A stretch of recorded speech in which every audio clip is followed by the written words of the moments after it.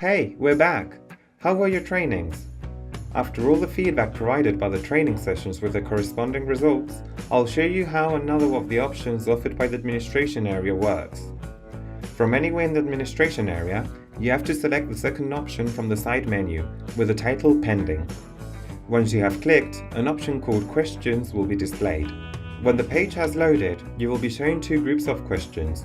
In the first place, all the questions that the users of your organization have marked with an incident and are waiting for revision will be displayed here.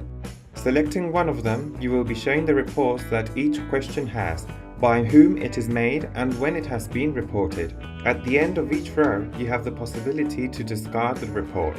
The user who has marked the issue will receive a notification indicating that his report has been discarded.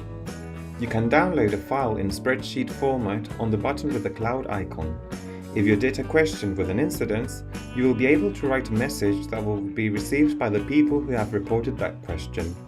At the bottom of this window is another group of questions. This group consists of all those questions that have been asked in an organization and still have no answer. Each column indicates in which category the question is included, the literal of the question, the user who has asked it, and on what day.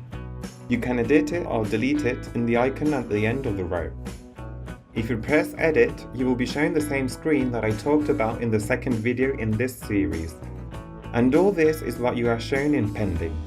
In the next video, I'll show you how to conduct surveys through Zap and how to handle that data. See you in the next video and thanks for listening.